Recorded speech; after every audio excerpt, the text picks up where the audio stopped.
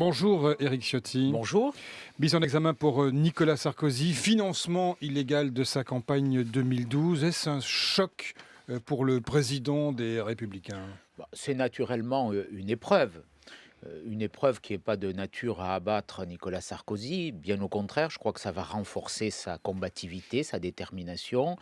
Il a toujours fait face avec beaucoup de dynamisme et de volontarisme aux difficultés, aux épreuves. Il le fera une fois de plus. Je note, ça vient d'être rappelé d'ailleurs, que cette audition d'hier a permis, ceci dit, de sortir Nicolas Sarkozy de ce magma qui était lié à l'affaire Big Malion, Ah puisque oui et non, il est témoin assisté. il est mis en examen Tout peut arriver. sur le dossier des comptes de campagne qui avait déjà été jugé par le Conseil constitutionnel. D'ailleurs, c'est un point de droit qui sera soulevé, évoqué, comment, après que le Conseil constitutionnel se soit déjà prononcé, il y ait une poursuite pénale. Ça n'a jamais été fait. Il y a eu des comptes de campagne de candidats à la présidentielle qui ont été annulés. Jamais de poursuite pénale. D'accord.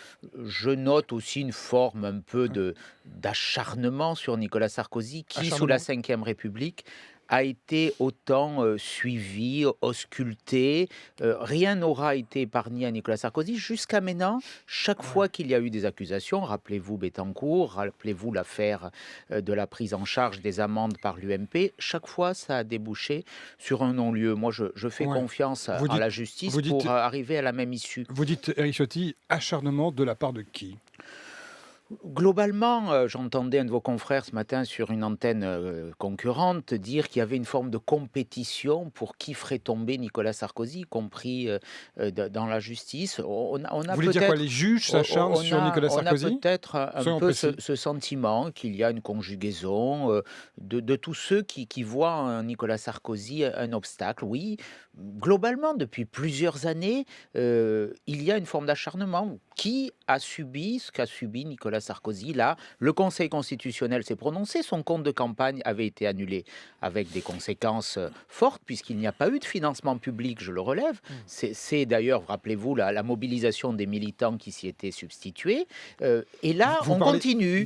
Alors que pour les autres, ça aurait été clos, là, on continue. Le 11 désigne les juges, selon vous, les magistrats, la justice? Soyons précis, Éric Ciotti. J'ai pas d'accusation personnelle à porter, mais je dis qu'il y a une forme collective aujourd'hui des institutions, de ses adversaires politiques aussi, pour faire de Nicolas Sarkozy une cible privilégiée. Mais Monsieur Ciotti, on pourrait renverser votre argument et dire que jamais un ancien président n'a été cité dans autant de dossiers. Vous dites qu'il n'y a jamais eu autant d'acharnement, on peut vous dire qu'il n'y a jamais eu un président cité dans autant d'affaires. C'est vrai, mais chaque fois, jusqu'à maintenant, ça a débouché sur des non-lieux. Il n'y avait rien. Bettencourt, rappelez-vous quand même la pression médiatique, la force médiatique, l'affaire des amendes. Voilà, moi, ce matin, je pense aux déclarations de Roland Dumas quand il présidait le Conseil constitutionnel sur des comptes de campagne importants. On n'est pas allé jamais aussi loin. Donc, chaque fois, je dirais que pour Nicolas Sarkozy, il n'y a pas eu les pudeurs ou les réserves qu'il y a eu pour d'autres.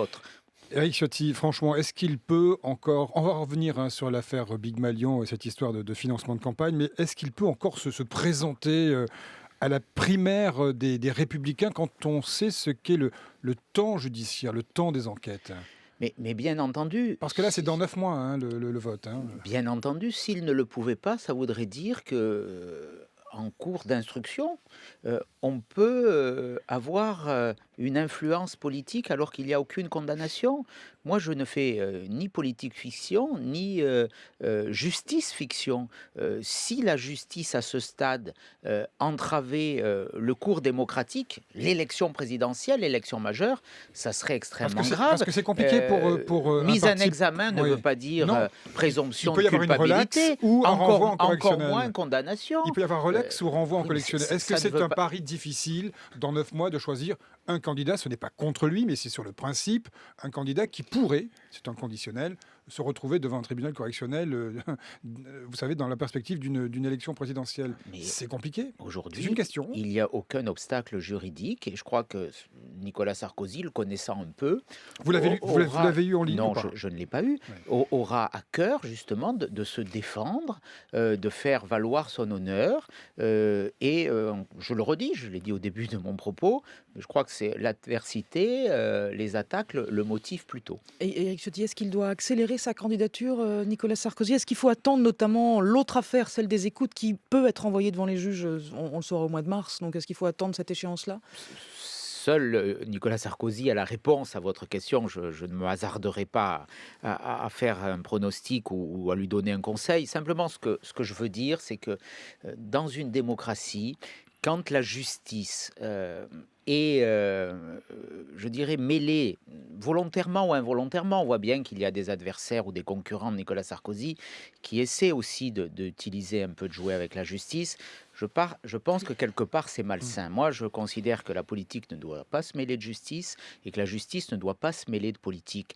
À partir de là, nous avons des institutions, respectons-les. Moi, je fais confiance à la justice, mais prenons garde, et c'est pas forcément les magistrats. Vous souhaitez sa candidature, que la justice ne soit pas instrumentalisée. Vous faites partie de sa garde rapprochée. Vous êtes secrétaire général adjoint des Républicains. Vous êtes chargé des fédérations.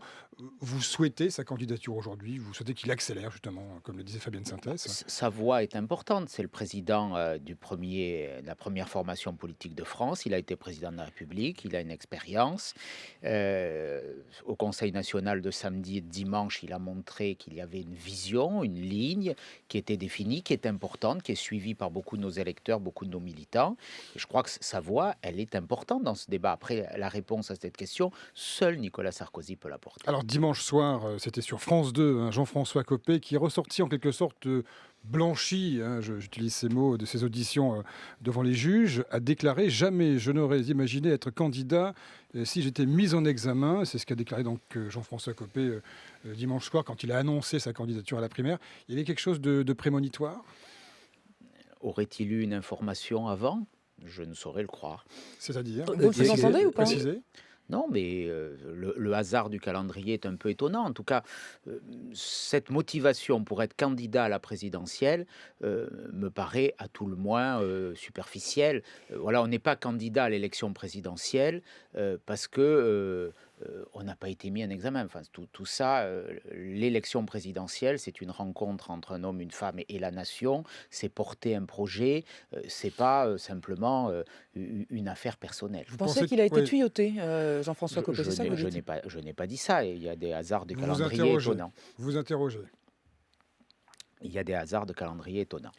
Mais vous voyez, tout ça c'est très compliqué parce que je regardais dans vos déclarations. Vous-même, en juin 2014, parlant de cette affaire, vous dites: dans cette affaire, tous ceux qui sont impliqués sont des proches de Jean-François Copé. J'entends bien qu'il dit qu'il n'était pas au courant, mais il y a un état de fait. On pourrait ce matin imaginer un proche de Copé qui dise la même chose de Sarkozy que vous disiez de Copé à l'époque quand vous étiez proche de François Fillon.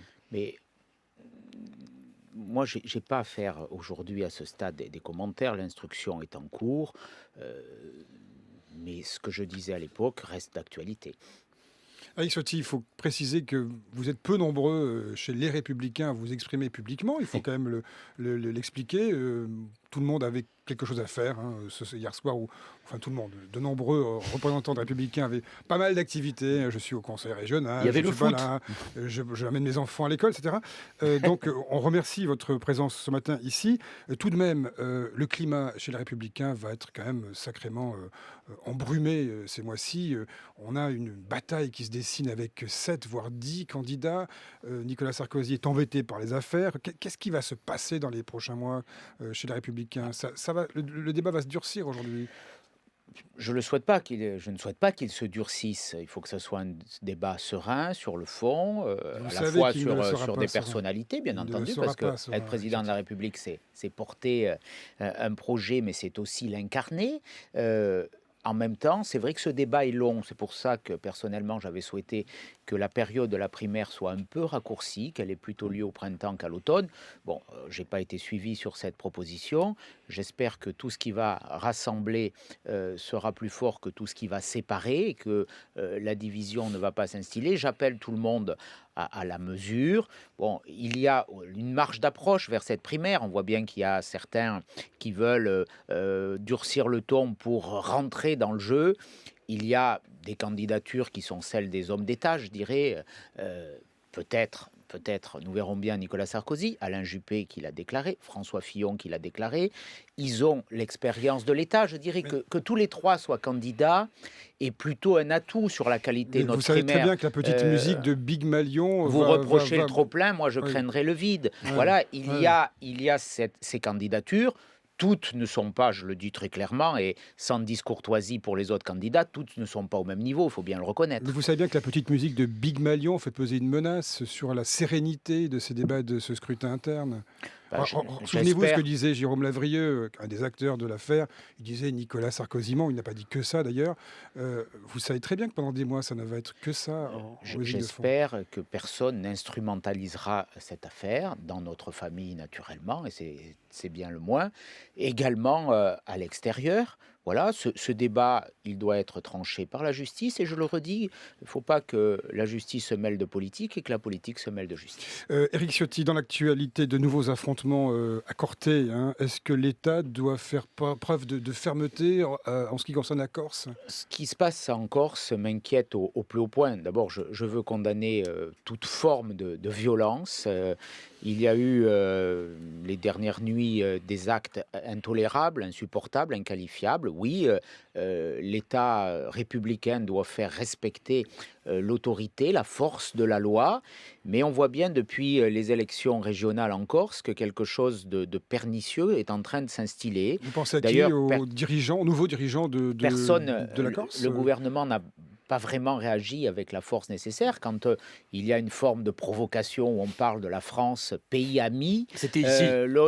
C'était ici. Avec Jean-Guy Talamone. C'était chez vous. Lorsqu'il y a des propos le jour de l'élection du président de la collectivité territoriale corse, tenus en Corse et pas en français, je ne vois pas beaucoup le gouvernement, la force de la réaction du gouvernement. C'est l'unité de la République qui est en cause. Là, je vois aussi que les réactions contre la violence de la part de ces élus sont assez modérés, sont assez modestes. Donc ça m'inquiète au plus haut point. Gilles Simeone et Jean-Guy Talamone ont publié des communiqués le soir des premiers affrontements entre les supporters et les forces de l'ordre après le match Reims-Bastia. Vous êtes satisfait de ce qui a été dit ou vous avez l'air assez critique ce matin? Je sens des réserves dans ces communiqués. Je les ai vus, naturellement. Il y a une condamnation de la violence, j'en prends acte, mais il ne faut pas qu'il y ait des réserves pour condamner la violence. Voilà, la violence, d'où qu'elle vienne, n'a pas sa place sur aucun territoire de la République.